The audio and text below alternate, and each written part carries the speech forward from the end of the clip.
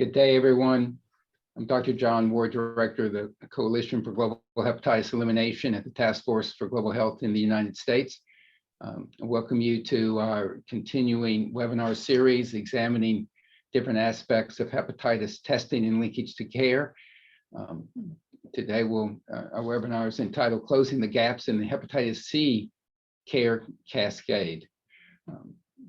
We have an excellent opportunity to cure virtually everyone living with hepatitis C globally. To do that requires access to testing that's high quality, affordable, so that we can have large-scale testing programs. And then importantly, if people identified as being antibody positive can be identified as currently infected, and if currently infected, linked to life-saving care and treatment. And we're going to be examining different aspects of that care cascade today, and what are some of the ways forward to improving those different steps so that everyone living with hepatitis C can be cured and we can achieve our elimination goals. I want to thank our sponsor, Roche, today for helping support bringing this webinar together. Next slide, please. We have an excellent program. You'll first be given an overview of the why testing is so important. What's the status of the proportion of persons living with hepatitis C who have been diagnosed and linked to care? What are some of the strategies in the way forward of improving that care cascade? And then we're going to be hearing from different researchers who have looked into different ways of improving the care cascade. All of this information will be available on the Coalition website, globalhep.org. In the entirety of the video, as well as separated into the individual presentations for specific viewing. The slide sets will be available, and then there will be a synthesis report summarizing all of these different presentations for easy reading. So let's go to the next slide. It's my pleasure to introduce Dr. Philippa Easterbrook, who's a senior scientist at the World Health Organization in the HIV, hepatitis, and STI program. Philippa has been working in hepatitis for many years in various aspects of policy development and operational research. And she'll be giving us an overview of the global situation of hepatitis testing and the hepatitis C care cascade. Philippa? Thank you so much, John, and thanks to Lindsay, and appreciate you advancing my slides. So, and congratulations for putting together this program. This is such an important area, this linkage to care, and I think it really benefits from this opportunity to brainstorm and to share experiences. So I'm just going to make a very brief presentation to set the scene and introduce you, for those of you not aware, to two recent WHO products as well. Next slide, please.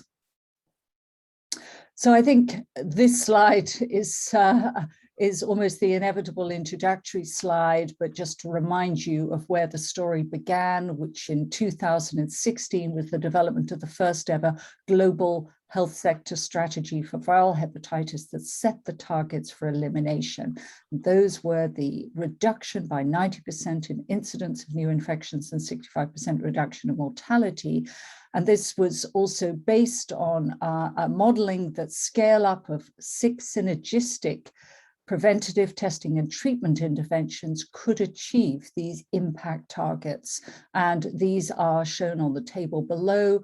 And if you can focus on the last column, these were what the metrics were for the thresholds to achieve in these service delivery interventions. Next slide.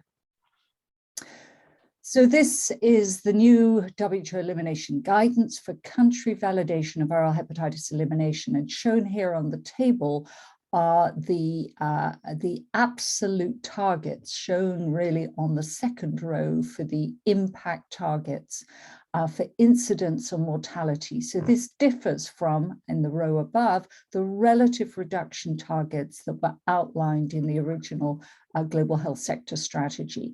And focus your attention on the right part of the graph, on the elimination of chronic hepatitis C as a public health problem, with the absolute incident target of less than 5 per 100,000, and the general population less than 2 per 100 for PWID. This is the annual incidence and the annual mortality less than 2 per 100,000. And beneath that, there are the testing and treatment program targets for greater than 90% diagnosed, 80% diagnosed being treated. And on the left, you will see the various options that we have included in this elimination guidance, either elimination of mother-to-child transmission, option A, option B, Hep C as a public health problem, C, Hep B, and D, both Hep B and Hep C. Next slide, please. So the other recent WHO product that was launched in May was the WHO Global Progress Report for both HIV, hepatitis B and C, and sexually transmitted infections. This was based on data from 2019 and new data on incidence, burden, mortality, as well as the testing and treatment cascade. This on the left just highlights some of the main messages. First, the overall 1.1 million deaths in 2019 from both hepatitis B and C, mainly due to hepatitis B, with initial signs of some decline in the annual mortality for hepatitis C. Overall, still an estimated 3 million new infections and split fairly evenly between hepatitis B and hepatitis C, so around 1.5 million for hepatitis C. And then with the figure on the right and at the top, the new estimate for the global burden. So now 58 million for hepatitis C. This is viremic infection. And this is a decline from the 71 million you may recall.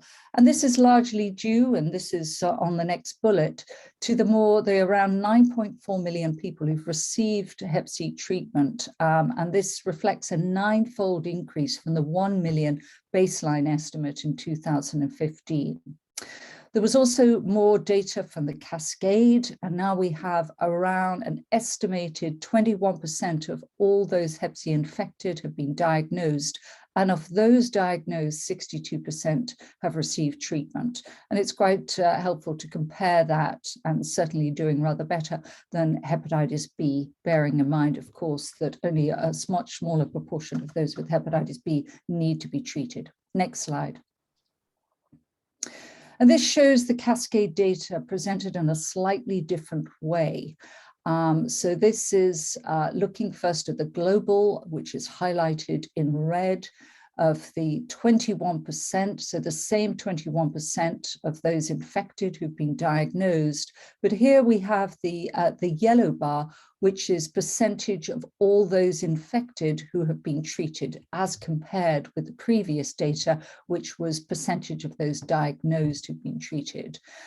And you can see some clear differences across the region, focusing on the second to last bar, the Eastern Mediterranean region, which largely reflects the scale up of treatment in Egypt, but also Pakistan, to highly affected, high burden countries, with almost 40% of those infected having been diagnosed and 33% of all those infected who have been treated, but with much greater disparities. For example, in the European region, where only 8% of all those estimated to have been affected having been treated. Next slide. And I think this also illustrates still the magnitude of the task ahead, despite the great progress that's been made. Well, in 2018, in the hepatitis C treatment update guidelines, we highlighted in one chapter some good service delivery practice principles. And these, there were 8 of these, but I've highlighted just 6, including the simplified and standardized algorithms across the continuum of care, and shown here with the 5 simple steps. So much simplified from the early days where we were doing genotyping and requiring multiple visits. Strategies to strengthen linkage from testing to care, treatment, and prevention was the focus of this seminar. And I'll highlight on a further slide the important principle that we learned from HIV with both decentralization of testing and treatment to primary care, and in the case of hepatitis C, harm reduction sites, but also based on the experience with HIV of the task shifting, task sharing to non-specialists. The important principle and opportunity for integrated testing, care, and treatment with other services and engagement with community. And in this same chapter, we also highlighted the nuanced service delivery principles in different populations. Next slide. So recognizing the absolute imperative for simplification and service delivery as outlined in those good practice principles, but also just to remind you of the testing recommendations, so the case finding approaches that we highlighted in the original testing guidelines for hepatitis B and C. The who to test, with the importance of focus testing or targeted testing for the most affected populations, as highlighted there in red, as well as addressing general population testing, particularly in high prevalence settings with moderate or high prevalence of hepatitis C. And the how to test with a single serologic assay, be it EIA or RDT, that meets the minimum performance standards, followed by confirmation with HCV viremia, either the quantitative or qualitative RNA or core antigen assay with comparable sensitivity.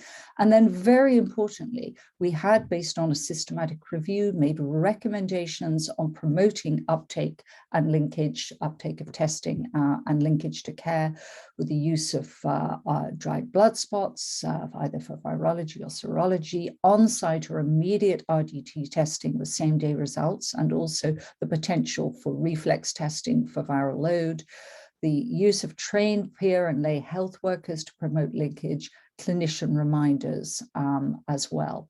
And just to flag that we have already prioritized as topics for our planned guidelines updates to migrate some of the good practice principles to formal recommendations that will include the linkage to care, the decentralization, integration, and task shifting. Hepatitis C self-testing is already now a new guideline, and the use of point of care viral load. Next slide. So I'm just going to highlight to set the scene for the subsequent presentations of where we are now and the expanding evidence base. Back in 2018, there was still relatively little in the Hep C literature in the area of decentralization and task shifting, but we've recently completed a systematic review involving more than 140 studies, around 14% of these from low and middle income countries, with really clear messages now emerging that full decentralization of testing and treatment, that is testing and treatment at the same site, so one-stop shops, as compared with partial decentralization, testing at one site, treatment another, or no decentralization, achieve particularly increased uptake of treatment with comparable SVR12, and where the most data was among the PWID and the prison population. And also the task shifting of treatment to train non-specialists, including nurses, achieves comparable SVR12 compared to specialist care. Next slide. And similarly, there are now emerging excellent opportunities for integration. And what do we mean by integration? Well, generally the focus has been on integrated care models. So offering Hep C care at harm reduction sites, similarly in prisons, and similarly at HIV or TB clinics. And there are many excellent examples of this, particularly among community-led programs.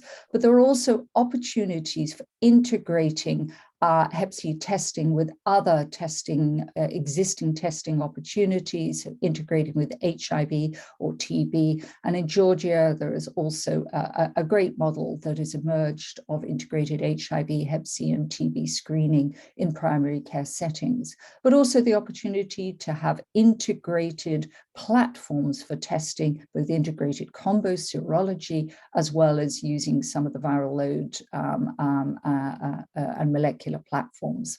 Next slide. And next, just press the tab and again and again. Well, probably one of the Achilles heels in many countries' viral hepatitis plans is in the case finding, the who to test and where to test, and really the often lack of a systematic and proactive approach to case finding that makes use of the healthcare facilities as well as the community-based, and makes use of the peer workers and community workers and in primary care. And many really very good examples of where community has been integrated and engaged to promote access in the community, and that really these community groups can play a vital role in mobilizing people for testing. Next slide.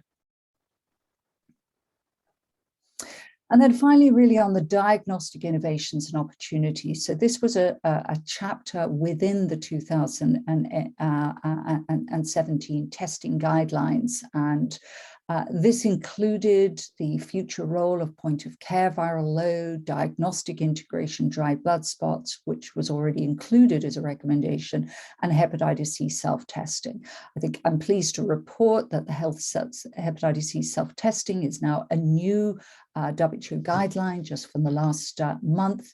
And this was very much informed by some excellent work with FIND in collaboration with WHO in a series of countries to really the first of their kind assessment of usability, feasibility, and acceptability of hepatitis C self-testing in general population as well as in high-risk populations.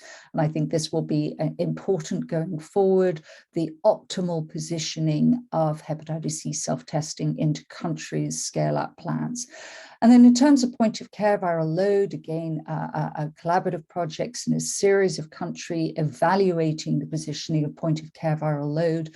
We've recently completed a systematic review in this area, demonstrating particularly that if you position point of care viral load in the context of a one-stop shop, that is the optimal setting where you can impact on increased uptake of treatment, as well as reduce the turnaround times. Next slide. And so I think the next step is really how do we implement and also collate some of these good practices into evolving models. And this is just one example, but there are many examples out there of where, particularly in Egypt, where there's a high burden, particularly in the rural communities, really the feasibility of going into these communities and very systematically testing and treated all potential, infected adults, 18 or even 12 to 80 years of age. And the fact that very high levels of testing and treatment coverage and cure can be achieved, and that this, as we demonstrated in this project, resulted in a 90% reduction in the incidence of infection if you can achieve this high level of coverage. Next slide. And that further adaptations of this can be implemented, particularly, for example, in reaching hard-to-reach populations. So combining mobile testing teams with a one-stop shop where testing and treatment can be done on the same day at the same site, together with task shifting, the use of point-of-care viral load. And this was another project in Egypt showing that the time from testing to treatment could be reduced to just a few hours with these mobile testing teams and the use of Gene Expert. Next slide. And I think finally, to finish, the next steps on the road to elimination, just as we really push forward with a multitude of different simplified care pathways, with the strategic use of diagnostic innovations. And then just to mention to you all that we do now have, we're moving forward swiftly with a new global strategy for viral hepatitis, leveraging on some of the synergies with HIV and sexually transmitted infections. And this will be launched during the first or the second quarter of next year. And as we also move forward with some country pilots of the criteria for validation of elimination. And I think I would just, I think the great slogan we have for the World Hepatitis Day, hepatitis can't wait. And I think in terms of the theme of this meeting, linkage cannot wait. Over to you, John. Thank you. Thank you so much, Philippa. Excellent overview of the status of hepatitis testing policy development and what is known to simplify the testing and linkage to care cascade. And I think you really pointed out really sort of this, this triangle of environmental factors that are essential, that need to be kept in mind, and improved policy development, settings primed to deliver testing. Then you have technologies, types of technologies that expand access to testing. And then you have behavioral, both on the part of the provider and the patient, to deliver that test in the case of the provider, and to accept that test and act on that information in the case of the patient. So we're going to be, for the next several talks, we're going to be looking at some technological aspects of testing and how those can be improved.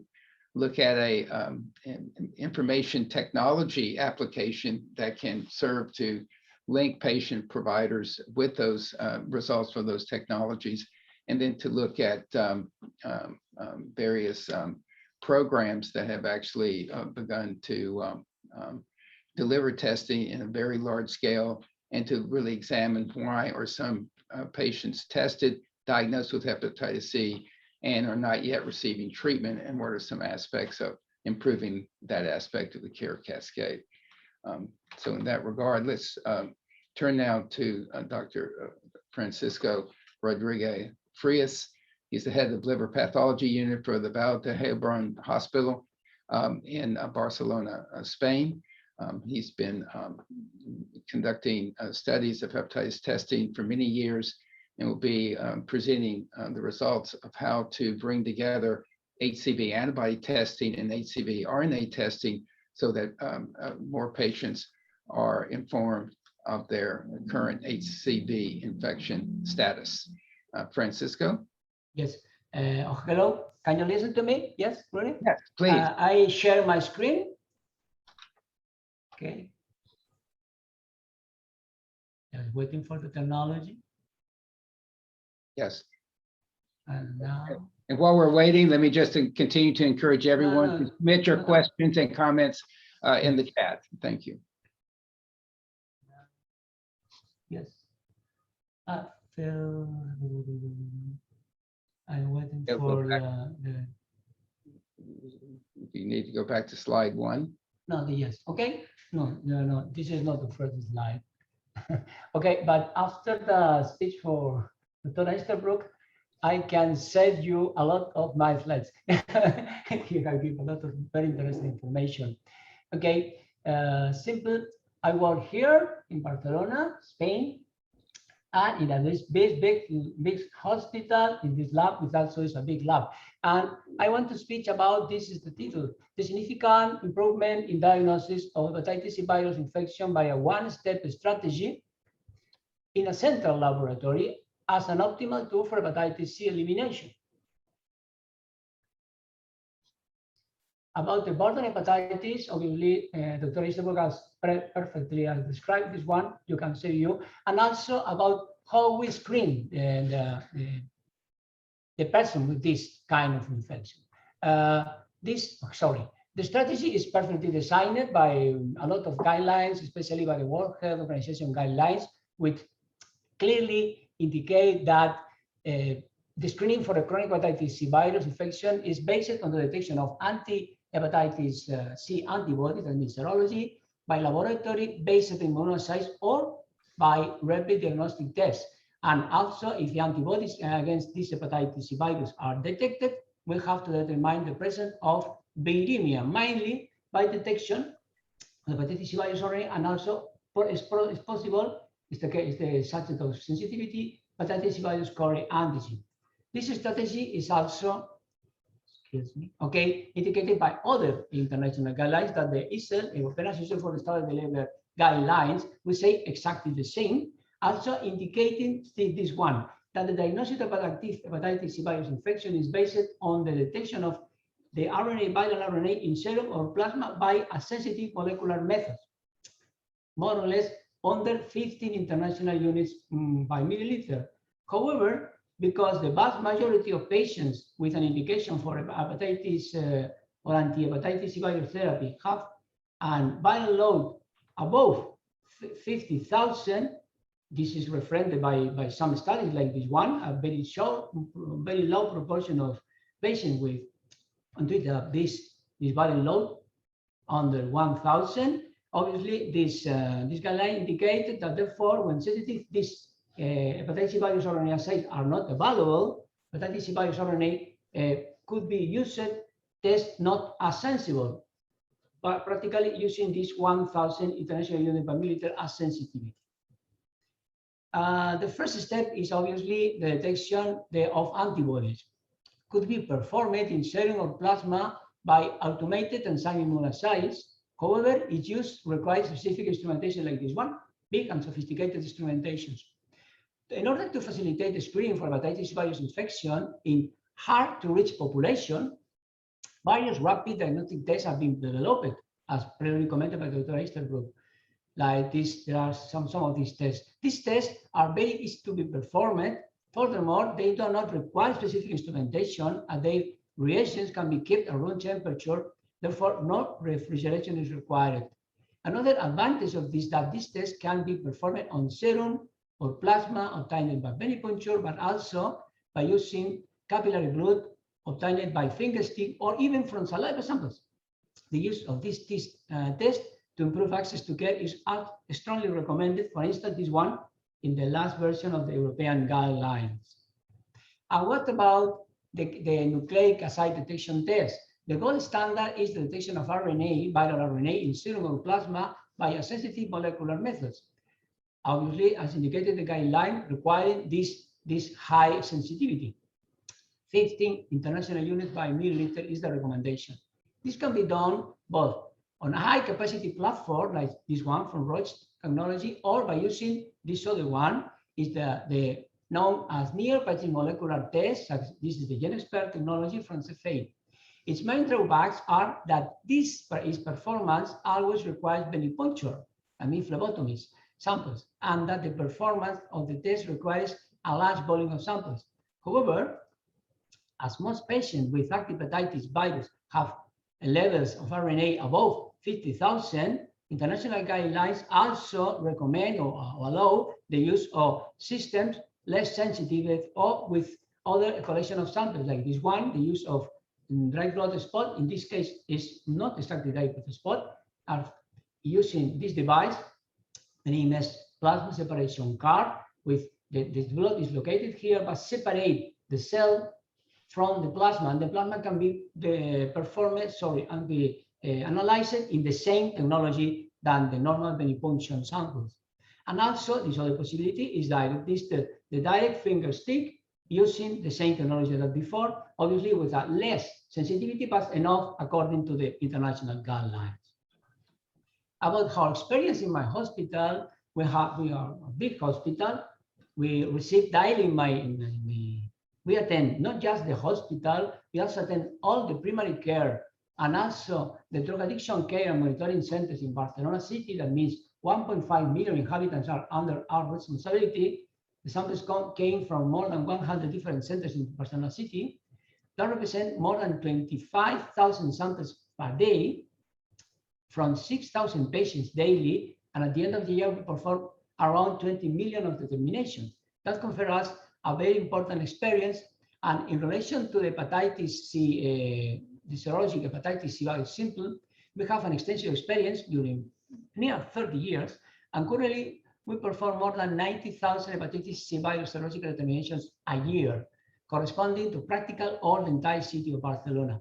In 2015, when we merged the hospital activity with the primary care activity, we observed that only the 60% of seropositive hepatitis C virus cases in primary care and less than 20% of the cases of seropositive hepatitis C virus cases coming from these detoxification centers from drug addiction, practically, excuse me, okay, yes, got tested for viral load.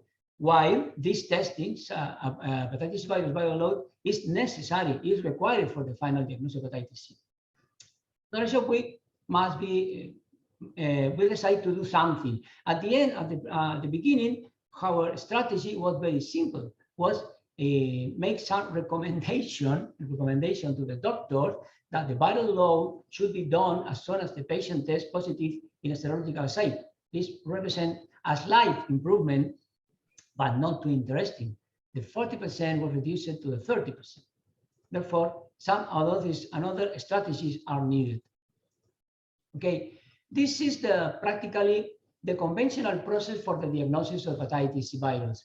That means 5 different stages, 1, 2, 3, 4, and 5, including 3 clinical doctor visit appointment, 1 and 2 and 3, and 2 phlebotomies. Obviously, this in the best scenario, the complete story would last more than 4 weeks in the best scenario, sometimes for months. What is the consequence? That during this long pilgrimage to obtain this definitive diagnosis, there could be a great loss of patients. In our case, we observed that more than 40% of the patients from primary healthcare and more than 80% of the patients coming from detoxification centers was lost. In this regard, we must keep in mind that hepatitis C is frequently asymptomatic. That means, therefore, the patients are not aware of this problem and may stop going to medical appointments to not take away time for his private or work life.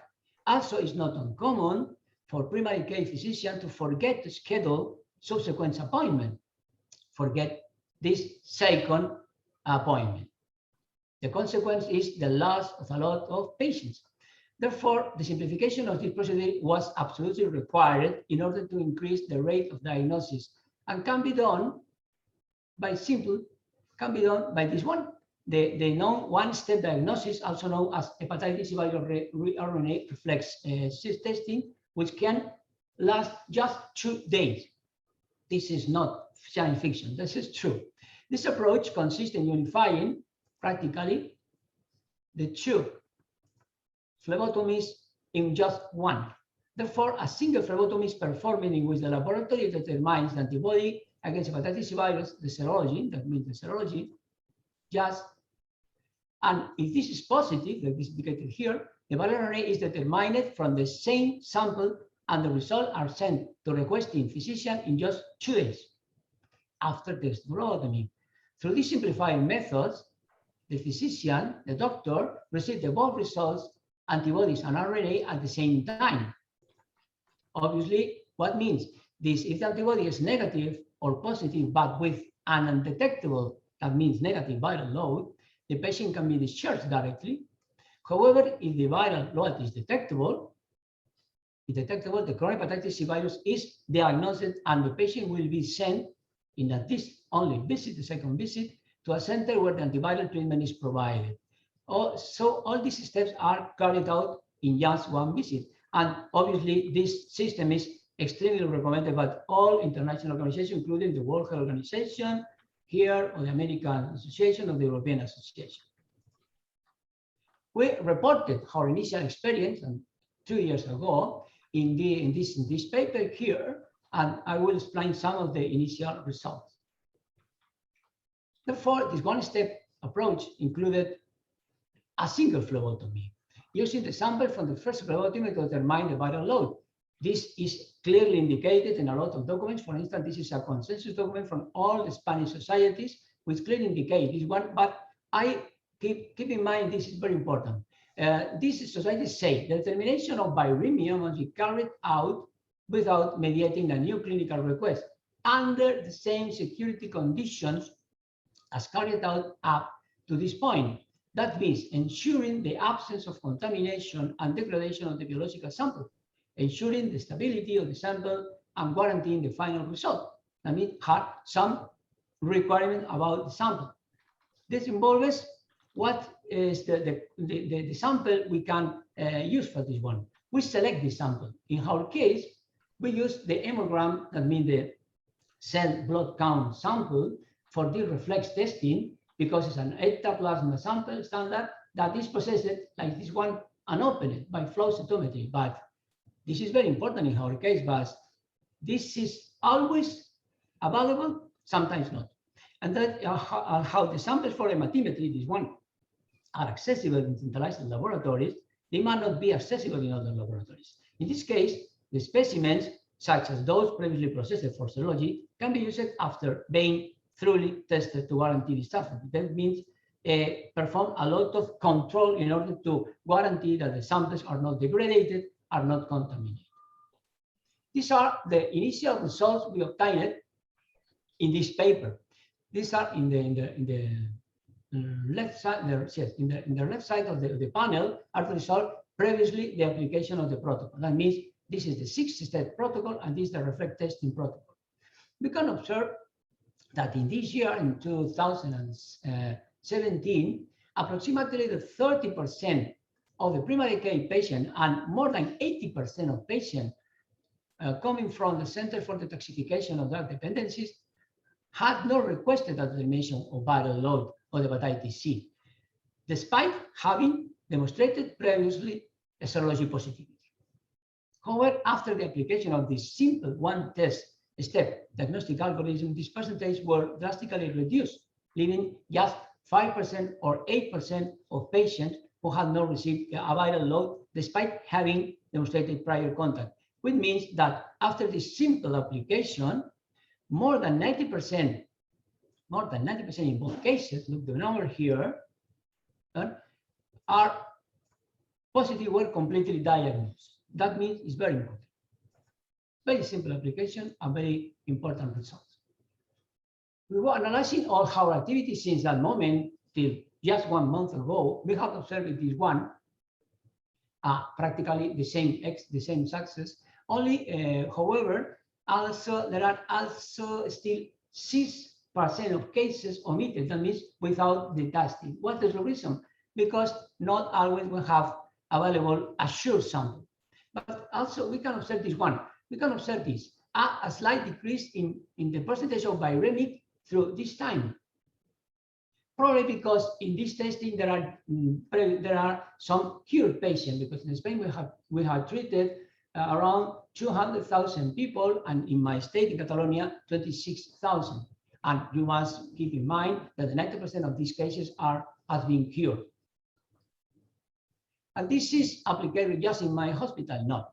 Practically is applied in all my state in Catalonia, but also in all Spain since 2019. In fact, the 89% of the laboratories, big laboratories, hospitals in Spain are using the same strategy, obviously, because the interesting recommendation by the scientific societies I showed before.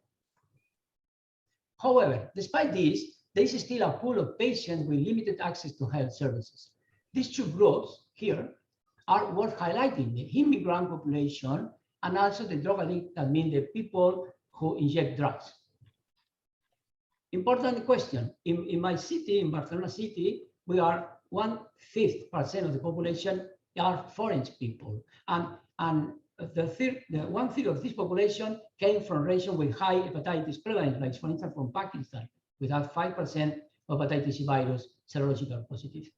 And also, the person who inject drugs have an incredible prevalence in hepatitis C virus serology. Around 80% in my city will represent, and a very high proportion of these patients are unaware.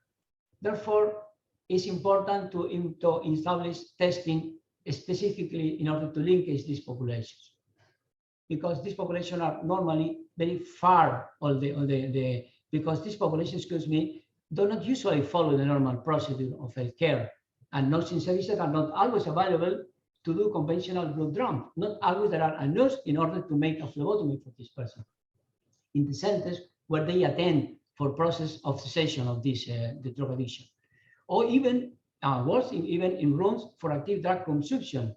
That means, or the case for illegal immigration will remain marginalized. That means they are in order to target population in our strategies. Alternative to the normal strategy is to have capillary blood extraction and collection system by finger prick in this type of centers, this specific center, in order to perform a complete screening for hepatitis virus infection, or even for other infections, you remember, because HIV or other hepatitis, viral hepatitis. We have organized this alternative based on dried blood samples fixed in this device, is here, plasma separation card, that we process in the usual analytical system. You must remind that this sample separate, this device, separate the blood cells from plasma and able to be processed by the normal standard analytical system, which is also allowed and recommended by international organizations. Obviously, this kind of samples, these samples here, finger prick, can be obtained by non-nursing health personnel, including social workers who assist these groups, and at any time they come to the center. A conservation protocol is not needed. The samples can be sent some days after. They don't need to be maintained on the low temperature, and we can have very highly stable. These type of samples are recommended by scientific organizations, like indicated here. We have in this very recent published studies, we were able to confirm the usefulness of this type of sample for the general screen of all chronic hepatitis, hepatitis B, C, and D, and also in a program developed in Africa, in an hospital in Angola, where the samples were sent out, and we obtained a good result. In this other very recent paper of my group, we have confirmed that the complete study of hepatitis C, including genotyping, or even not just by standard genotyping, but by qPCR, also by next generation sequencing, is possible to be performed by this in this kind of samples. Although the use of these dry blood samples fixed in plasma separation card allow to extend the time for obtaining samples and does not require nursing services for phlebotomy, these samples must be sent to a central lab. This central lab will send the result the day after the sample was received. However, it is not exceptional that the patient cannot be located the day after the sample was obtained, especially with the case of active drug addictions. To alleviate the situation, it is necessary that these determinations are made in the same place where the patient is, like Dr. Hilsterbrook indicated previously, by using rapid diagnostic tests to detect hepatitis C virus serology in the center where the patient is. This rapid diagnostic test can use several types of samples, including serum, plasma, whole blood, drawn with a finger stick, or even saliva. The one-step strategy could be performed in this, if this antibody test is positive. That means, one, we obtain this positivity. Is the manufacturer is available or not, we can send the sample from dry blood or phlebotomy to a central laboratory. But this is not practical at all. It's not always practical. Probably the most appropriate strategy, and I consider absolutely from Dr. Hilsterbrook, which we're trying to organize now, is for the entire study to be done in the same place where the patient is. This will need to use the rapid antibody test and a decentralized, this one, near patient not testing by using this device. This is from Cephate, the expert, such as I previously mentioned. Even with such a high prevalence of seropositive samples, the group of drug addicts, for instance, has 80% in our case, the viral load could be done directly and is detectable to start treatment in the same center. It's the same to test and treat T&T strategy. But the latter required in my country, some legal permission we are not available at all.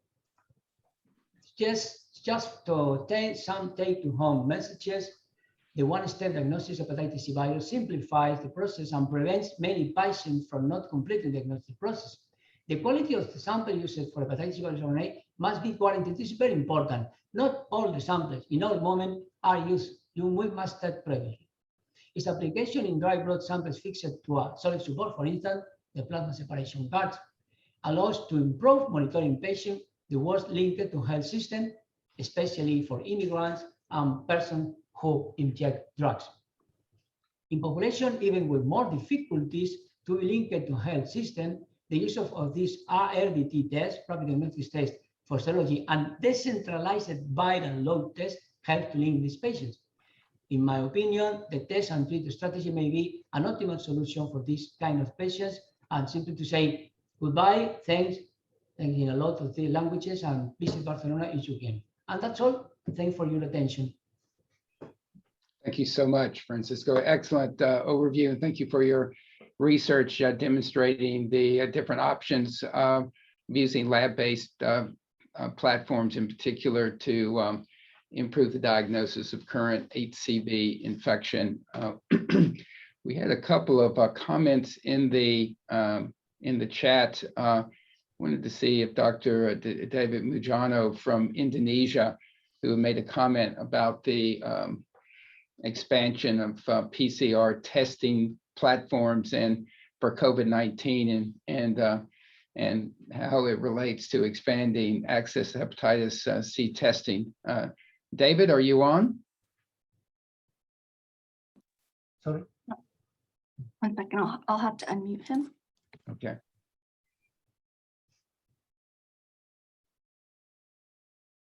David, I see you. Would you like to make your comment verbally that you were commenting on in the chat, please? Okay, thank you very much, John. Thank you very much for the informative and nice presentations. We understand now that some countries still have high incidence of COVID-19, and as highlighted in our theme for the World Hepatitis Day, hepatitis cannot wait. And what we do here in Indonesia is to integrate the hepatitis elimination program into the COVID-19 control programs. And we give our expertise and experience to help the COVID-19 program. And we hope that in turn, once the infrastructure and healthcare systems are better, that would improve also our elimination program for hepatitis, viral hepatitis by 2030. So that is some strategies taken also in Indonesia, where the COVID-19 is still high. Thank you. Thank you so much, David. Appreciate those comments. Francisco, do you have any comments regarding how has PCR testing changed in Spain? Has the number of platforms improved? Yes. And do you see any opportunities for integrating COVID-19 and hepatitis C testing? Thank you. Yes. Yes. Okay. In my opinion, obviously, the COVID-19 represents a disaster, but also an opportunity. In the case demonstrating the capacity of these big labs, in my case, to develop thousands of PCR determination at the same time. The possibility to make at the same time is more difficult because not all the tests are possible to be mixed. The same platform, obviously, yes. In fact, we perform. We use the same platform for the same determination, but not in the same sample, because obviously the respiratory sample is one, and the other samples. In my opinion, is take the opportunity of this structure have been incorporated in the labs in order to apply the testing for. We're talking about the testing of PCR. Also, another possibility is when we make some massive screening in order to obtain samples. This is one opportunity, a lot of people, but I not believe too much in this one. The possibility technically is possible. The platforms are available, are working. We perform thousands of COVID determination a day, and also perform 100 hepatitis C virus RNAs also a day, but not in the same samples because we share the technology, basic practical. Thank you. Thank you very much. Let's move on now to a presentation from Dr. Elena Ivanova-Ryapold from FIND, the Foundation for Innovative New Diagnostics. Elena is not available to meet with us in person today, but she recorded her presentation looking at options for improving access to testing, particularly the use of dried blood spots. So we'll hear from her now in a recorded presentation. Thank you. Hello, everybody, and thanks so much to the organizers for giving me the opportunity to present the results of the clinical evaluation of laboratory-based hepatitis C assays from dried blood spot specimens and specimens prepared using the plasma separation card. I'm presenting on behalf of the FIND team and our multiple collaborators in different countries. The two main steps of the hepatitis C diagnostics is the screening for the anti-HCV antibodies, and then the testing of those that are positives for the presence of the hepatitis C antibodies on hepatitis C viremia assays to detect the presence of the virus in the bloodstream. The testing for the viremia is usually conducted in the centralized laboratory facilities. It does require well-trained specialists, laboratory technicians, and sophisticated machines. So in low and middle income countries, the centralized laboratory are often not accessible because they are usually located in the big cities, and for people in remote areas to get tested on the using these laboratory methods, they either need to travel to the laboratory, sometimes many kilometers, or alternatively, their plasma specimens needs to be collected and transported to the laboratory. And the transport of the plasma specimens is challenging in low and middle income countries. First, you would need a phlebotomist to collect the blood sample. You would need a centrifuge to prepare plasma, but most importantly, you would need to transport this plasma using refrigerated conditions and a very well controlled temperature conditions. And you would need to do it fast, usually within 48 hours. And the plasma sample referred networks are often pretty weak in low and middle income countries. The DBS represents a very appealing alternative to the to plasma specimens. So DBS specimen can be easily collected using finger prick. The drops of finger prick blood are then put on the special paper card, dried, and this paper card can be easily transported to the lab as easy as the ordinary mail. So it doesn't need the refrigeration, doesn't need to be delivered quickly. So it is shown to be stable for several days and even weeks, and at the room temperature conditions. So there were lots of studies already performed to show the efficiency and the accuracy of the laboratory-based assays using the DBS samples. The systematic review has shown very high sensitivity and specificity for both hepatitis C RNA assays and hepatitis C ELISA serology assays from DBS sample types. However, the previously conducted studies has important shortcomings, and they were conducted using in-house methods. So there was no standardized protocols to collect, process, and test the DBS samples. And another shortcoming was that very often these studies were were not challenging the DBS specimens for prolonged exposure to the ambient temperatures, because they were collected within the lab, they were placed in the freezer right away, and they were not transported from one point to another, and neither they were exposed to the room temperature for several days. So we've decided to partner closely with the test manufacturers to get the manufacturer validated protocols and use these protocols to evaluate the assays from the DBS samples. And most importantly, we designed the study in a way that it resembles the real life settings where the samples are collected in one place and then they were transported to the lab, and they were not refrigerated, they were not frozen in between, they were treated without any temperature control, so exposed to environmental temperature. So we've evaluated the performance of the Abbott real-time hepatitis C viral load assay from DBS specimens using Abbott M2000 platform.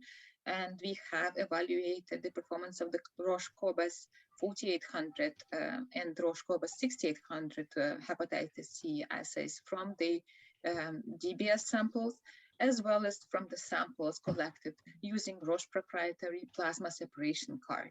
The picture, you can see the picture of the plasma separation card here on the bottom of the slide. It has a special membrane that is increasing the stability and the stability of the sample and efficiency of its collection and elution. And it was shown to be more accurate for HIV viral load test, which is why we've decided to evaluate its performance for the hepatitis C assays as well.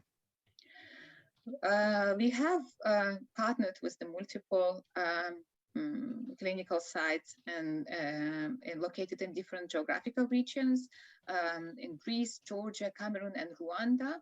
And we've also partnered with the National Reference Laboratory in Australia, where we ship the samples for testing on Roche 4800 and Roche 6800 machines. Basically, the sites in Rwanda, Georgia, Cameroon, and Greece were enrolling individuals from 3 different population groups. So first was the people that were tested positive in anti-HCV antibody test. And second was people that with unknown serological status, but exposed to the high risk factors for hepatitis C. And finally, the third group was those that were exposed to hepatitis C treatment and were coming either for treatment monitoring visit or for the SVR12 testing. We have collected the samples on sites. Importantly, in all the 4 countries, Abbott M2000 platform was available. So the testing of the TBS samples was done within the country, while the testing, the samples for testing on Roche machines were shipped to Australia. TBS and plasma separation cards were shipped via express mail, so no refrigeration was used. And the samples, the DBS samples, were tested within 14 days of collection. Some important differences in the processing of the DBS and plasma separation card specimens. The DBS, we have used the non-perforated cards. So we have used the puncher, the special metallic puncher, to cut off the blood spot, and then took it with a tweezer and put it in the tube for elution with the buffer. And the puncher was cleaned in between the samples every time. For the plasma separation card, there was the membrane is pre-perforated, so there is no need for a puncher. It was taken by the tweezers and put in the tube for further elution. For the elution, the DBS for Abbott testing was, the elution was done for 30 minutes at room temperature. For Roche testing, it was done for 10 minutes at 56 degrees. And plasma separation card, the elution was done for 10 minutes and 56 degrees. Here is the performance of the Abbott real-time HCV viral load assay from DBS. The sensitivity and specificity was high across the sites, and the pooled sensitivity 95%, specificity 96%. In 935 in samples from 935 participants recruited across the 4 different countries. When we looked at the performance per study population group, we have noticed that while the sensitivity was high for those that were confirmed seropositives and those that are at risk of hepatitis C infection, so people coming for the diagnostic test, the sensitivity was lower, it was 79% in the group of individuals exposed to hepatitis C treatment and coming for treatment monitoring or for SVR12 testing. And that is most likely explained by the lower viral load levels in this group. When we evaluated the performance of the DBS and PSC sample times on the Roche 6800 machine, we had seen the similar results. The sensitivity and specificity on DBS was high, 97 and 96% respectively. Similar sensitivity and specificity seen in the assay using the samples collected through the plasma separation card. The same sensitivity, 97%, and specificity slightly higher, 100%. When we looked at the performance per population group, we've seen the similar results as we've seen with the Abbott assay. The sensitivity is very high in groups of seropositives and those exposed to risk, and it's lower in the group that were exposed to treatment.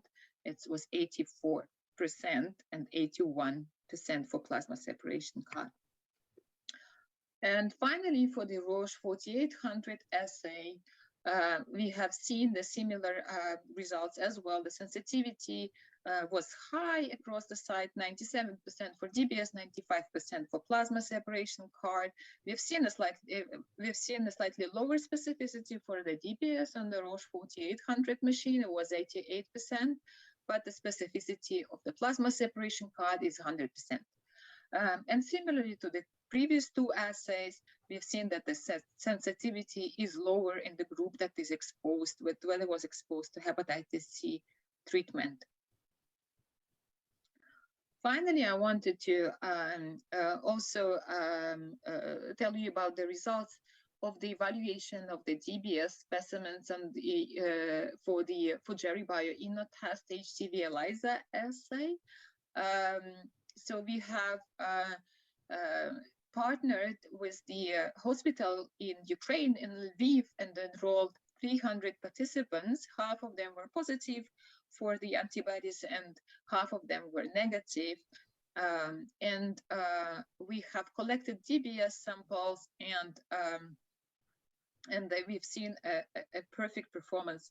There was no false negatives, no false positives. So we've observed in our sample size of 300 participants, we've observed 100% sensitivity and 100% specificity of the assay using the DBS, meaning that the DBS can be used with this assay safely. In summary, we've seen that the performance of different laboratory assays from DBS and PSC sample types is very high. We need to keep in mind that the performance, that sensitivity of the HCV RNA assay is lower in individuals that were exposed to treatment. So perhaps the DBS and PSC could be used for diagnosis, but one need to have further consideration whether that is the right sample type to use for the treatment, for the test of cure, because of its slightly lower sensitivity. Or more studies are needed with the larger population of this group to confirm the performance, specifically in the group exposed to treatment. We have seen a slightly higher specificity using Roche plasma separation card. However, it might be that the specificity of the DBS can be also further improved if pre-perforated cards are used and there is no punching machine, puncher that needs to be cleaned from sample to sample that might affect specificity slightly. Finally, as we've seen, the accuracy, overall accuracy of the laboratory assays from TBS sample is high, and we do now have the manufacturer validated protocols to use the samples. It does enable a one-step sampling strategy where the one DBS card can be collected remotely from the point of care settings and then transported easily to the central laboratory. In the central laboratory, this card can be used to perform ELISA assay. And if the ELISA assay does give the positive result, the remaining spots of the same card could be used to perform virological tests, which means that the patient doesn't need to have an additional visit to the hospital, neither the patient doesn't need to go for additional sample collection. So the whole diagnosis can be done in a very straightforward way, and the patient can be given the results pretty quickly and put on treatment in a timely manner. Last but not the least, a big thanks to all the partners that have helped, without whom the study would not have been possible. Of course, a huge acknowledgement to our funder, Unitaid, who had funded a whole Find Head Start project, and the study was part of this project. Thanks to my colleagues from Find, thanks to the companies for providing the assays and the protocols, and thank you so much for your attention. We thank Elena. Excellent presentation of how dried blood spots can be used as a way to increase testing convenience for patients, and with a nice overview of the sensitivity and specificity of that application.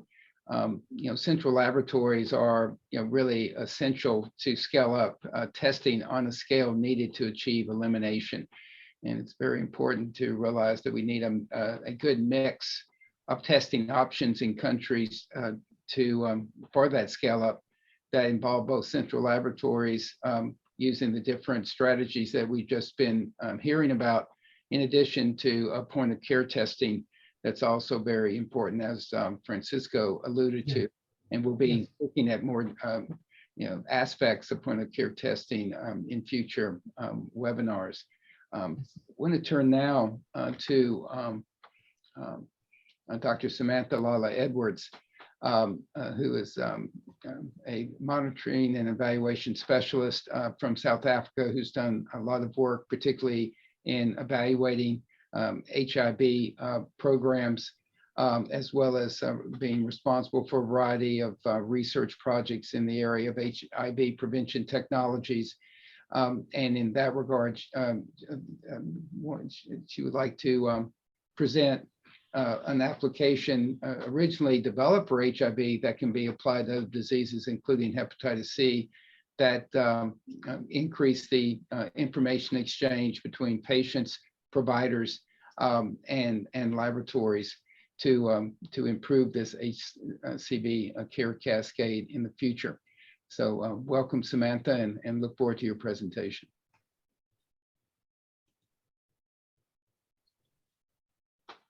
Okay, so good morning, good afternoon, everybody. As mentioned, I'm Samantha Lala Edward, and I'm from Azintia, which is a division of Wits Health Consortium in Johannesburg, South Africa. If you see my profile, you'll notice that I'm not highly involved in hepatitis work. However, I do have experience in digital health, and having been a part of the processes related to Atemba Life for HIV, today I'm going to take you through the concept of this digital solution for addressing HCV programs. As there's IP involved in this, I would actually just like to acknowledge Roche for the approved slides. Next slide, please. So many of you are familiar with the HCV elimination goals, and that various challenges exist which prevent goal attainment.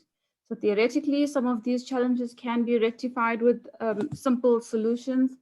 And we know that the first step in addressing HCV would be to make related information available about the disease, and together, to pair this with steps for getting to know what one's status is and what to do next when you have HCV. One of the biggest hurdles, as we know, as we make testing access simpler and patient-centered, however, is actually getting the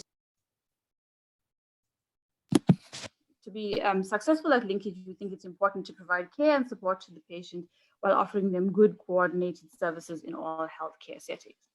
HIV and TB have repeatedly shown us that maintaining patients along a cascade of care remains complex, and solutions to address this need to consider implementation of simple algorithms and healthcare pathways. And lastly, with any illness, treatment adherence lies at the core of positive health outcomes, and patients need to be supported with medication adherence through consistent treatment adherence monitoring options. Next slide. So translating the solutions into practice requires coordinated efforts among and by key stakeholders. However, we know that particularly in resource-constrained environments, there are limitations present. And these actually include the lack of data and program performance information for evidence-based decision-making, inefficient infrastructure to promote linkage to and retention in care activities, and poor engagement mechanisms for adherence in treatment outcomes. Next slide. So essentially, this then lends to the idea of using a digital solution to empower patients and to bring about behavior change such that it stimulates engagement in care. So Roche Diagnostics developed Itemba Life with the objective of supporting high disease burden elimination programs like HIV, tuberculosis, and now hepatitis by making available a patient-centered mobile application and data management visualization tools for health programmers. Next slide. And I've just taken a little bit of time to explain the above, primarily to give you an understanding of the logic behind the design of Itemba. So although this technology has the patient as the priority, it is multifunctional in capability. There's the patient mobile application, which provides information and promotes engagement.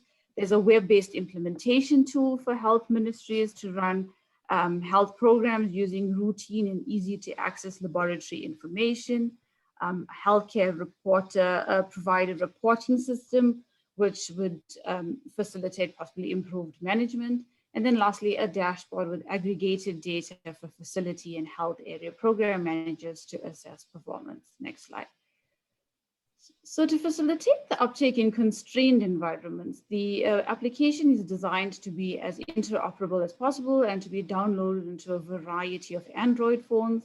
And as a system, it can be programmed to the desired language to suit the context, the workflow, and the diagnostic platform. But most importantly, it's also compliant with data safety and confidentiality regulations. Next slide. Itemba Life in general, and particularly here now for HCV, it works to ease the patient journey. And to this end, it then provides timely delivery of results, general health information, patient-specific information, continuous engagement opportunities, and adherence support for better clinical outcomes. Next slide. So what we're seeing here now is just a closer look at how the application works for the user. So a user will download the application onto their phone, onto their smartphone, and then there are specific registration procedures that need to be followed in order for them to then ensure that the login is confidential and then that the in-app information is secure. At the point of sample collection, wherever that may be, the barcode of the requisition sheet is then scanned into the app using the phone's camera. And then what this does is it links the sample to the app user. So the samples will then follow the normal laboratory shipping processes for the facility or at the point of the phlebotomy. And once the result is ready, a notification is sent to the phone to let the user know that there's a result to view. And then the user can log into the app at their own convenience to view the messages that have notifications that have come into the app. Next slide. So disease management in many cases may have 1 month to 6 month periods between in-person facility visits. And these periods of non-engagement are the easiest facilitators to defaulting or to falling out of care. So the app then has, therefore this app now was built to have an information hub, to provide appointment reminders, to provide testing history information, adherence support tools, and gamification to basically nudge the user to continuously think about their health and how to stay on course. Next slide. Next slide. Oh, sorry. So from a practical perspective, then the app is able to support multiple users, and this becomes increasingly useful when there are minors in care, for example, where the parent and the child can then share a phone while maintaining individual profiles. There's functionality to then prompt both the user and the healthcare worker to get the user into differentiated care, which could be made possible through the availability of the results history and obviously the positive support and motivation to achieve good health outcomes. In many scenarios, there's always like core multi-mobilities present, and Atemba Life is designed with many modules to aid patients in the areas of HIV, TB, and hepatitis with room for expansion. And then lastly, there's the screening and the pharmacovigilance tools, which have been built in again to empower the patients to act for health. Next slide, please.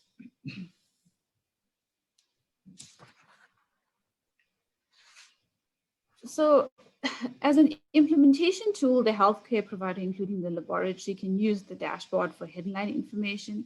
They can conduct filtered searches and view patient laboratory testing events. And then the access and user logs are maintained to ensure information integrity. One more click. And then overall, there's simple functionalities for ease of use. Next slide, please. So patient management becomes easier from the healthcare worker perspective because through the reporting solutions, healthcare workers are then able to generate lists of patients who are eligible for differentiated care or down referral, those who have not come in for their appointments or late missed appointments, actual missed appointments, defaulters, those that have transferred into the facility, as well as there is the ability to then be able to see if people who are linked through these this platform have started accessing care at other facilities, which is, I think, essentially then making them not lost to care, and is mainly important for defaulted tracing, but also to understand the cascade of care from both the patient and the program level. And lastly, it's possible to identify when and where results have not been made available to patients and facilities. Next slide. So finally, in terms of functionality, we have the program dashboards, which provide quick and simple infographics for relevant stakeholders to inform performance and decision-making. So multiple indicators are being programmed into the system for end users will be able to customize those indicators, which are relevant for their management. And if you can see from the bouquet of indicators, this can be anything from testing to adherence and retention indicators, as well as supply chain and pharmacovigilance. Next slide. To reiterate, I guess, that these dashboards are particularly useful in making available aggregated data for insights at the facility, the regional, the population level, whichever level is of interest to the end user. And it becomes particularly useful for those who are involved in resource allocation, program monitoring and evaluation, guideline developers, as well as donors. Next slide. So to conclude, I would say that, and in the interest of time, what I've showed you was very abbreviated slides, but what we are able to see here is a digital solution towards moving towards assisting programs and countries in the actual elimination goals, and some of the there could be multiple practical and feasible next steps for the rollout and implementation. Obviously, these will be context specific. Since the app is available, things that we could look at going forward would be piloting Atemba Life in different HCV prevalence countries, piloting the packages in the context with different cell phone penetration, looking at HCV in priority populations, and moving towards linking point of care tests with the app, And lastly, because it's been spoken about quite a bit now in terms of is looking at where in situations where self-testing and point of care testing may not be available, looking at how we could use plasma separation card for collection and then using the Itemba Life app for management. Thank you. Thank you so much. Again, please submit your comments and questions in the chat, and we'll seek to call on you as we have time. Samantha, has this application already been used in HIV programs? And if so, do you have any results from those pilots? And what do you think would be the next steps in using it? I'm beginning to explore how to use it for an HCV testing program. So I think, well, firstly, it definitely has been, it was actually designed with HIV in mind, and it went through several, iterations, working with patients, working with healthcare providers, and to get it to the point where we were able to actually do a pilot evaluation in South Africa. It was scheduled for scale up to commence around April last year. However, we got hit by COVID and everything got put on hold. But through the pilot, we found that there was approximately 97% of the people said that they would continue to use the app. There was very high acceptability.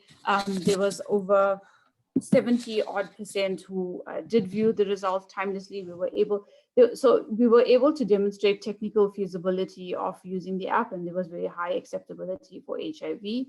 And it's in the context of HIV, we know that we found for viral load testing, particularly, I should have said that it was used for viral load testing and results return.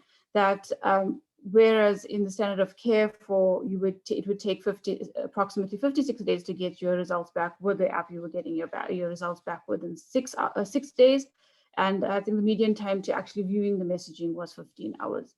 And in the case of unsuppressed users, it was a standard of care around 37 days, 37 and a half days, and it took them actually 7 days using the app to get their results. And it took 50%, it was a 50% shorter time to actually return back for confirmatory and further management. From a HCV perspective, I think, like I was saying, I think that there is, if we consider different contexts, we could be using this to expand different permutations of the functionality where there isn't high cell phone penetration, but we do have infrastructure to use the other program management skills that could be available, where you have populations, and then in other contexts where you have populations that are not maybe easy to access, or populations who do not want to wait for their results, but you do want to implement point of care, or you want to implement self-testing, you have that ability to still reach them through the app to let them know their results, etc. And then I think obviously it's really about being able to test people quickly and then return their results to them and bring them into care using the different functionalities. Thank you. And one last question. I think one challenge on the program side when you're trying to track testing is the integration of getting test results returned for a registry from point of care testing as well as lab-based testing. Is there a prospect of this application being able to bring those results together for that type of tracking? So I think at the point when this was done, we didn't have COVID and we didn't have as much focus on self-testing, but in the last year or so, we have had this for not only HCV or HIV, but even now actually for COVID as well. So we are engaging in discussions to have a look at how this would work for point of care testing in the South African context. So the short answer is yes. Okay, great. Very good. Thank you again so much. Very helpful. Let's turn now to some programmatic experience of testing and linkage to care. It's my pleasure to introduce Rachel Gonzalez and Dr. Angela Park from the Veterans Administration medical system here in the United States. Together, they were the leaders of the VA Hepatitis C Innovation Team, which was a national collaborative of increasing veterans' access to hepatitis C testing and treatment. They worked with a network of over 170 medical centers to assess opportunities, identify gaps in care, and really facilitate a deliberate methodological approach of improving access to testing and care that you'll be seeing some results of, but with a particular focus on the challenge of once someone is diagnosed to make sure that individual receives the HCV treatment that they need. Welcome, Rachel and Angela. Thank you, John. We appreciate the opportunity to present today. As John mentioned, we're going to focus on how to re-engage patients in Hep C care. There's so much to our HIP program. We're so proud of it, and we want to acknowledge all of the efforts on behalf of everyone in VA. Next slide, please. So first, before I get started, I want to thank previous speakers for their insights on implementation in Hep C care. So of note, we wanted to mention that reflex RNA on antibody positive results has been available in the US Veterans Affairs in the VA health system since 2009. In addition to that, we did also use mobile applications to generate text-based reminders to patients. And you'll see how Philippa's focus on decentralization and task sharing was really critical to what we did in our healthcare system. So there's a book published about a decade ago. It described how VA provides the best care anywhere and draws comparisons between VA and other healthcare systems in the US. And for us, the term best care anywhere really took on brand new meaning when it came to working with veterans affected by hepatitis C. As we mentioned, the lessons of decentralization and task sharing were really critical to achieve what we have to date, which is effectively micro-elimination within our system of over 100,000 veterans who have been treated and cured, with less than 20,000 remaining in our healthcare system. So in about 2014, before we even began the National VA Initiative for Hepatitis Elimination, and before the advent of direct-acting antivirals, we were working with our program director, Dr. Tim Morgan, and we were assessing just how we were doing at just one clinic, one of hundreds in the VA. So Dr. Morgan was convinced. He said, I know I'm offering treatment to every patient that I'm seeing, and yet I'm looking at our national data, and they're showing me that there are hundreds of patients left to be treated just at our site. How could this be possible? And so what we discovered is that we were only reaching what we have now come to call the tip of the iceberg. So only about a quarter of all patients with hepatitis C at our particular site were being referred. And less than 40% of patients with advanced liver disease had been seen in our clinic over the prior 2 years. This was a revelation because what it taught us is that there were in fact two truths. Dr. Morgan was absolutely right. He was offering treatment to everybody that he could see, that tip of the iceberg, those patients already engaged in care in traditional settings. But the other truth was that there were many hundreds more who were below the surface, who needed access to care, who had not yet been engaged. And to reach people, we really have to engage them wherever it is that they are. And to reach the hundreds of thousands of veterans affected by Hep C across our national healthcare system, we really need to prepare all of our healthcare teams to be as creative as possible.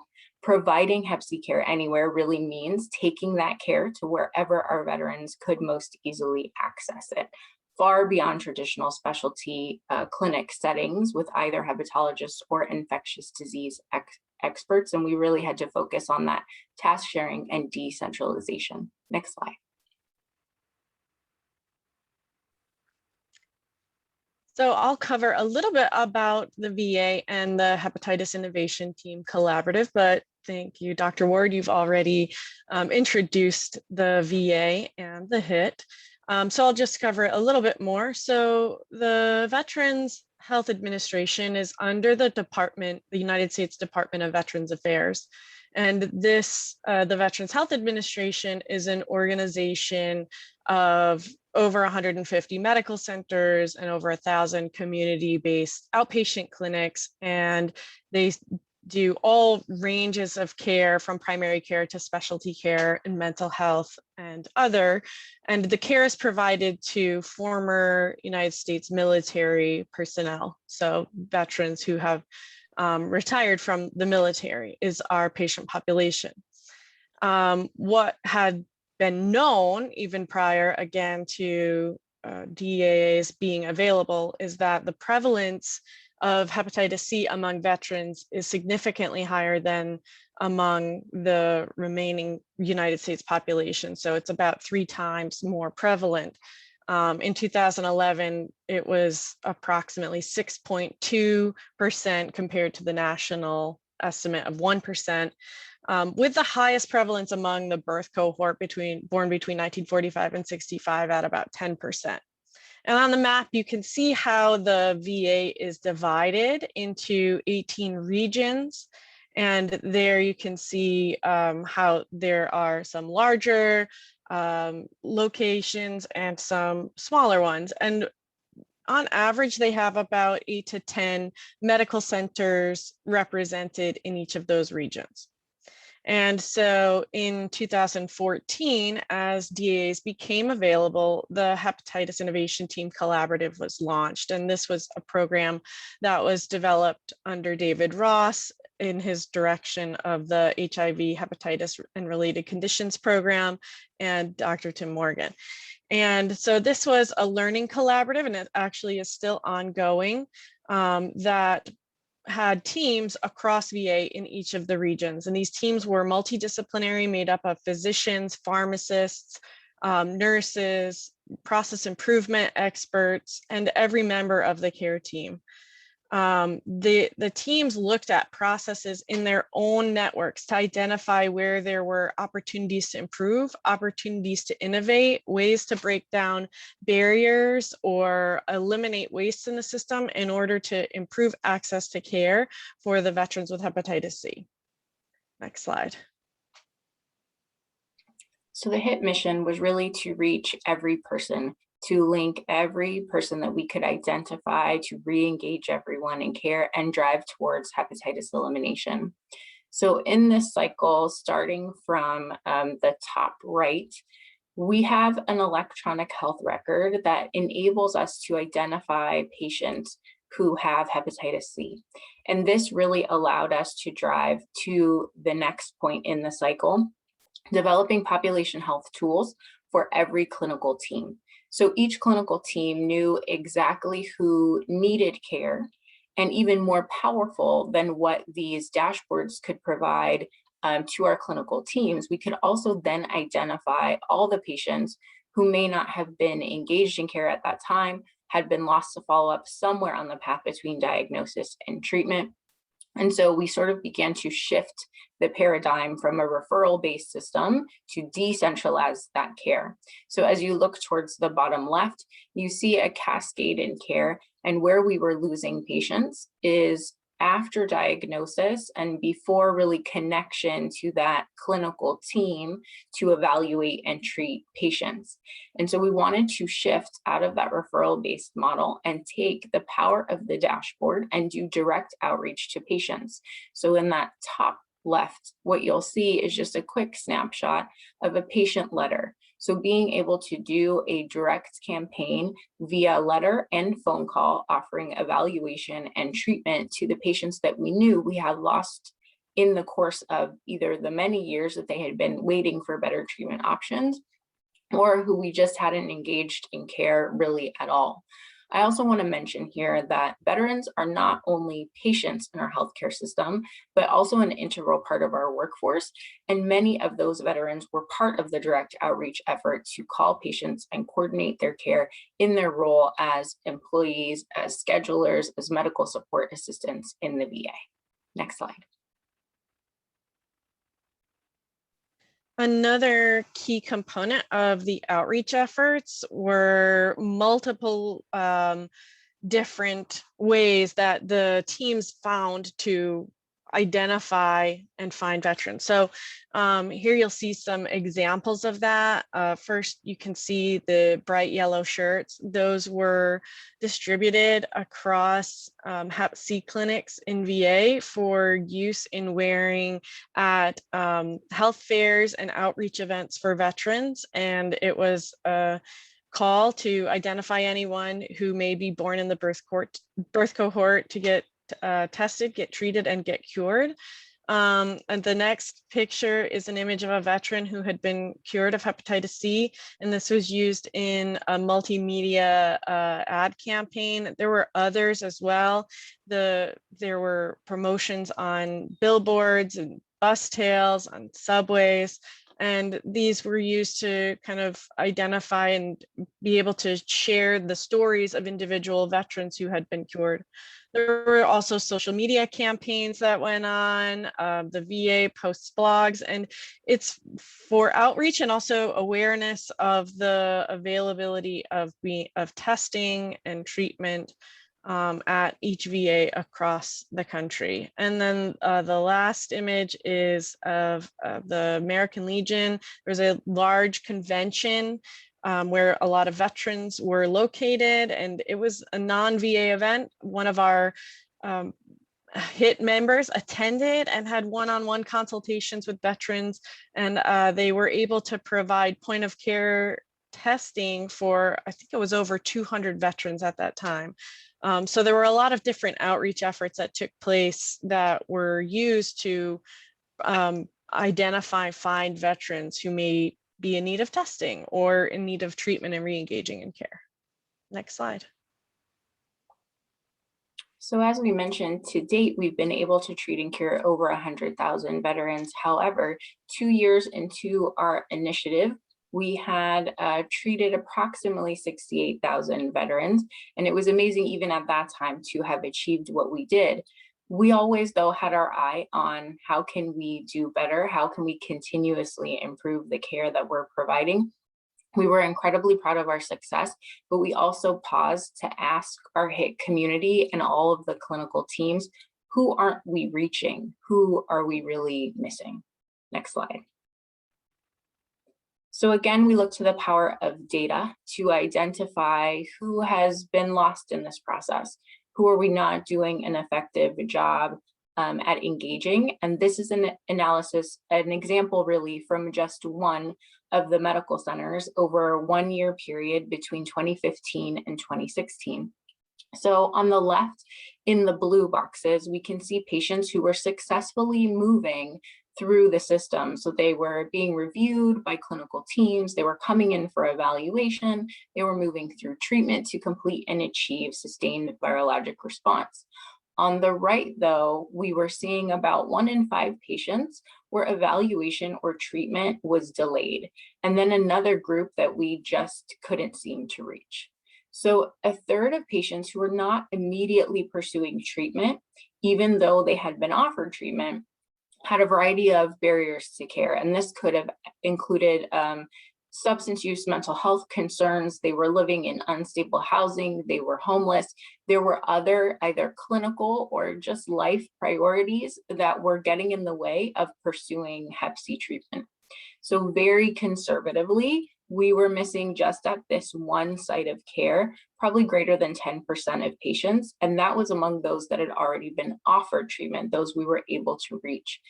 Those patients were just not in a position at that time to pursue treatment. And so we really had to ask the question, what can we do?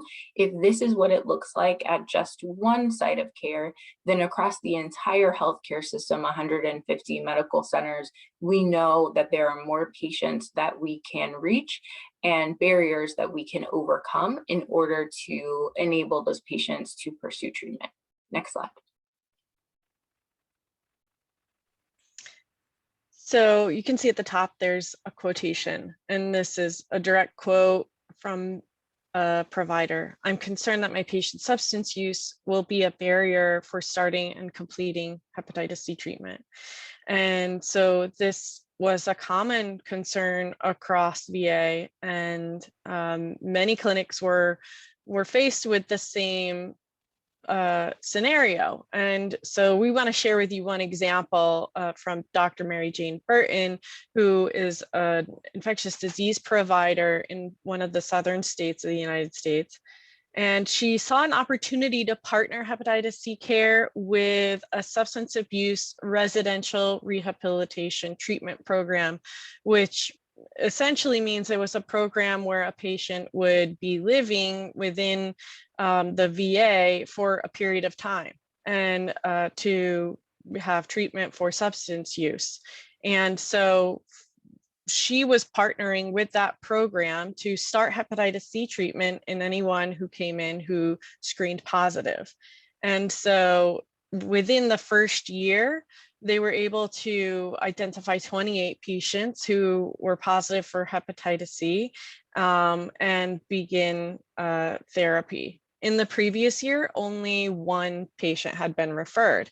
And so this was a significant increase. And so the number 28 might not seem like a lot, but when you multiply that across the opportunity to reach that many patients in each of 150 or more medical centers, that starts to become a significant number. And it was, each patient really was able to receive that care. And by the end of the first year, 18 patients had been tested for SVR and 14 had achieved SVR.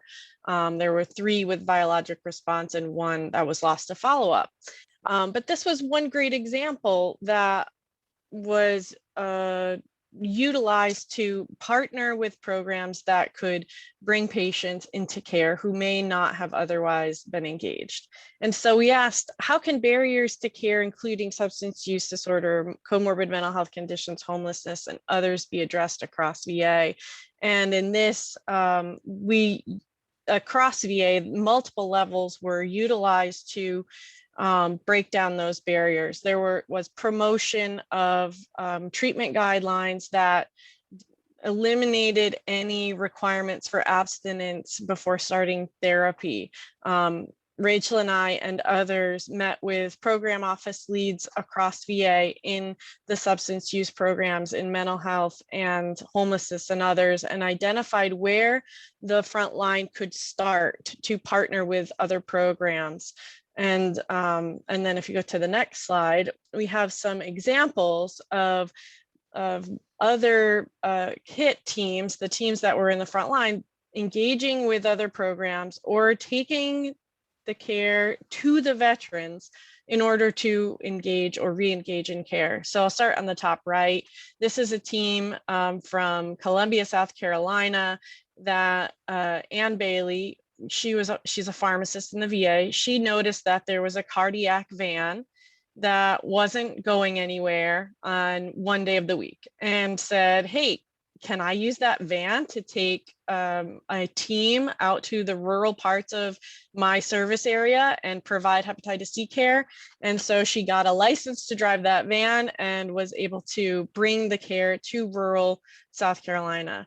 In the middle, you'll see Miguel Luna, who is a medical support assistant who worked with a team of pharmacists, social workers, and others to bring hepatitis C treatment to homeless veterans in California. And so they identified an opportunity and were able to bring the care directly to the veterans where they were. And then on the left is a mobile testing station that was used in Brooklyn. And so these are pharmacists who went out to where veterans were to test them for hepatitis C using point of care testing. And so these are just a handful of examples of programs that took the care directly to the veterans. Next slide. So when we think about people who we may categorize as lost to follow-up or who we might perceive as not engaged, often it's not engaged with us or where we are located or at our point of service. And we can sometimes forget that in keeping with that genuinely patient-centered approach, it's not really on the patient to engage where we are, but our job to engage with patients wherever it is that they are. So every organization and healthcare system that works towards hepatitis elimination has the ability to expand their reach. So we can all expand that reach and re-engage people by recognizing really the scope of what we do, and then acknowledging that that scope might be limited to the expertise that we have in whatever that area is. We were by no means experts in how to improve transportation for veterans. We were not experts on housing.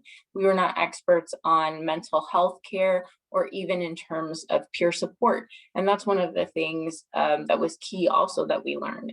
So often a veteran hearing from a clinician, from a provider, some of them were much less convinced, much less engaged. We can think about even where we are today in the COVID pandemic, and thinking about receiving that messaging from a provider, from a healthcare worker. That's a very different messaging than receiving it from a peer. We were not experts in peer support either, and it really required us to reach beyond our own expertise to other organizations so that we could start asking questions and say to them, here are the veterans we know that we're not successfully reaching with our messaging, our strategies. You tell us from your point of view, from your expertise, what is it that we need to try? What is it that we need to change to make engagement in Hep C care more possible for these veterans? And so what we ask is, when we look at how to re-engage in care, that all of us take the time to connect to stakeholders outside of your established expertise. That could mean programs for people in unstable housing or who are homeless, anyone struggling with substance use, anyone in your community who is trusted to address mental health concerns, any community health workers, peers. Peers are key. Who's going to be the best deliverer for your message so that the recipient really is convinced to engage with you when you may not be kind of known to them in their community, and any other community leaders and organizations. And so really, to that end, we must remember who we want to connect to, and we must engage patients where they are, not where we wish they were. Next slide. So finally, we just wanted to acknowledge everyone who is key to this work. So you see in this picture, many of the team members in their bright yellow shirts, but this is just a fraction.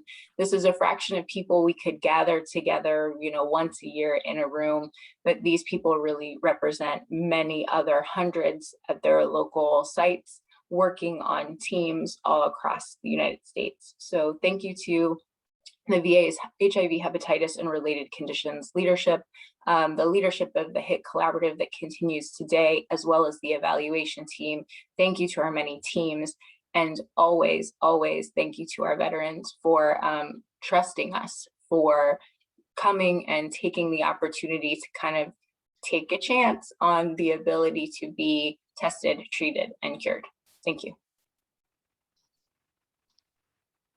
Thank you very much, both Angela and Rachel, for giving a great overview of the very highly successful VA HCV testing and treatment program. And you really laid out a lot of key principles that any program can follow, as you mentioned in your concluding remarks, to be as successful as the VA program has been.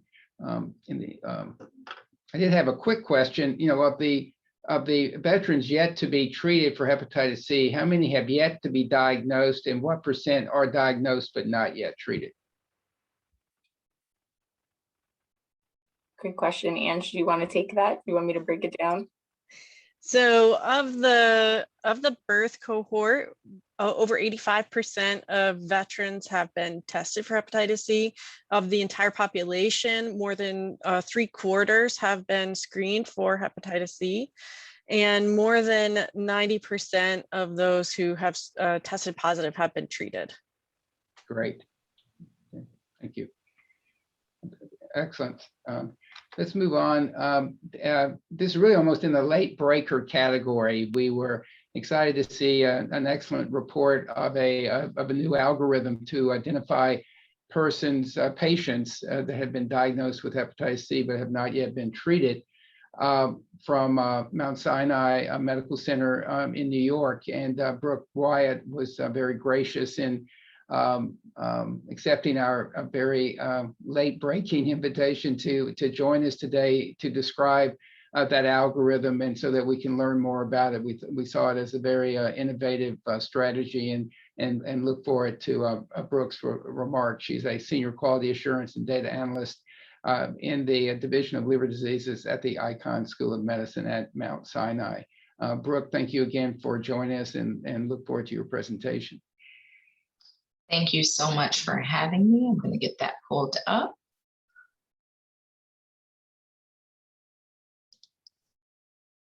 All right, can everyone see that? Yes. Great.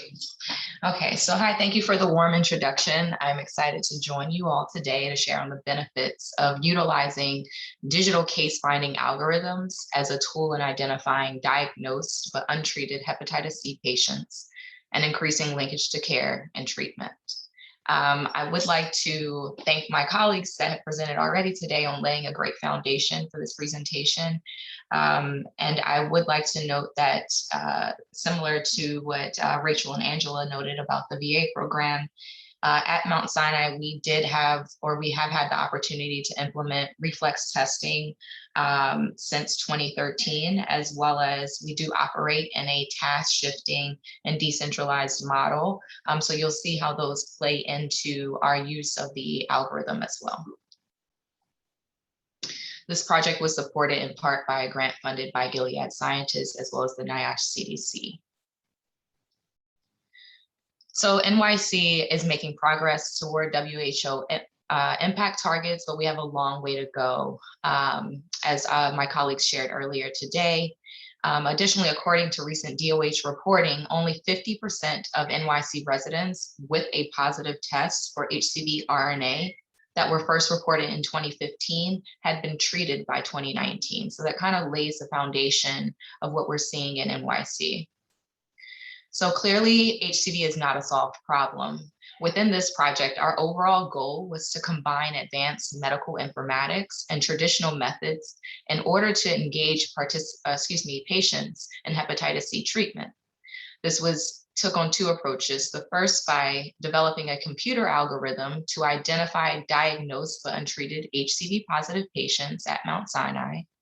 And then second, to engage those patients in HCV treatment and reduce HCV infections in the Mount Sinai healthcare system, focusing specifically on patients at average as well as elevated risk of liver disease progression. So we started by identifying data elements, utilizing all discrete data fields within the EMR that served as indicators for hepatitis C care and treatment. And these are laid out here. This included exhaustive lists of historical HCV RNA tests, our HCV antibody tests, HCV medications, as well as the least reliable of the data, the ICD-9 10 codes. This diagram here shows the logic the case finding algorithm uses to determine the status of patients whose medical records contain at least one HCV-related entry, as previously mentioned. It classified patients as diagnosed but untreated, otherwise known as treatment candidates, if 1, the last recorded HCV RNA test was positive and there was no record of death or a prescription for a HCV-related medication. And so those patients fell into this category here, which is our chronically infected. And then second, if an HCV RNA test was performed over 3 months after the last prescription for an HCV-related medication was positive, those patients ended up in this box down here showing positive RNA post drugs prescribed. So we evaluated the performance of the algorithm by comparing the gold standard, comparing it to the gold standard of chart review. Navigators manually reviewed 500 EMRs, randomly selected from the 72,000 EMRs of patients with one or more HCV-specific entry. The bars here show the number of EMRs assigned to each category by the algorithm in blue, as well as the number assigned by the navigators in orange. According to manual review, the 500 EMRs included 85 living HCV RNA positive patients and 425 patients who were deceased and or not HCV RNA positive at the time of review. The algorithm identified 84 EMRs as representing living HCV RNA positive patients, where 74 were confirmed by manual review. All 10 misclassifications resulted from entries stored in the media section in a format the algorithm could not interpret. The algorithm's precision or positive predictive value was 88% and recall sensitivity 87%. The algorithm's non-negative predictive value was 97% with a specificity of 98% and an overall accuracy of 96%, representing the percentage of correctly classified cases. These results show that the digital phenotyping algorithm was a highly effective case finding tool that greatly reduced the human resources needed to identify diagnosed but untreated patients. There were more strengths than weaknesses associated with the algorithm. It greatly reduced the overall workload of reviewing charts of patients with indications of hepatitis C, in addition to achieving both high sensitivity as well as specificity. The missed calls were all associated with unstructured data. Additionally, additional iterations of the algorithm allow for prioritization by other disease severity indicators. This creates the possibility of creating risk profiles to be developed to best identify likely HCV treatment candidates. For example, we were able to infer HCV clearance among patients who achieved an SVR, looking at their ALTs that decreased by greater than 50% in 81% of those cases. Thus, among patients with ALT data before and after their last HCV RNA test, if the value did not decrease by greater than 50%, the algorithm scored the patient as remaining infected. So after we went through and actually identified all of these patients, then comes the hard work of moving them through care. So the mean age of the 10,614 algorithm-defined diagnosed but untreated HCV-infected patients was 60 years, and 60% were male. These demographic features are consistent with US national data. 50% of those patients had a FIB-4 score greater than 2.67, indicating that at least half the population had significant fibrosis. By June 2020, navigators had manually reviewed 6,187 charts and attempted to contact potential treatment candidates by phone to collect additional information, as well as offer linkage to care coordination as appropriate. 48% of these patients, as shown here, could not be reached. Compared to others, the patients who could not be reached by phone were younger, less likely to have a FIB-4 score greater than 2.67, and less likely to have private insurance. That was 18% versus 50%. Letters were sent to 619 of these patients, but only one patient engaged after the mailing, indicating that mailing was not an effective strategy in this setting. 83% of the patients who could not be contacted by phone are likely to remain HCV infected, as they had no record of HCV treatment and ALTs had not decreased by 50% or more. Important to note is that 31% of the algorithm-defined positive patients did go on to engage in hepatitis C care and treatment, in the hepatitis C care and treatment pipeline.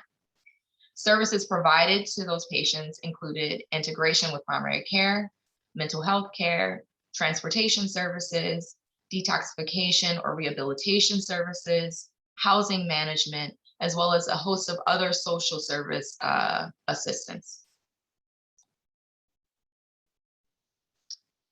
So in looking at those who actually did move through the HCV care and treatment pipeline, and analyzing the 475 patients who were deemed eligible for HCV treatment and comparing them to patients that were enrolled in our care coordination program, patients that were not enrolled had significantly different rates of treatment start, completion, as well as achieving an SVR4 or more. And so you can see here how those rates significantly differed.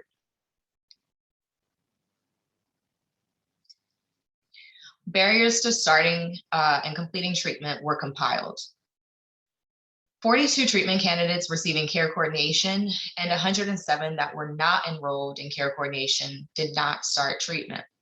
Medical records of patients not enrolled indicated competing medical priorities, declining treatment, or loss to follow-up, as well as transferring care elsewhere as the relevant, most prevalent reasons for not starting treatment, all of which enrolling in care coordination services could mitigate. 20 care coordination patients and 12 non-enrolled patients who started treatment did not complete. The primary reason cited were loss to follow-up. However, it's important to note that 8 patients in total stopped treatment but still achieved a suppressed viral load.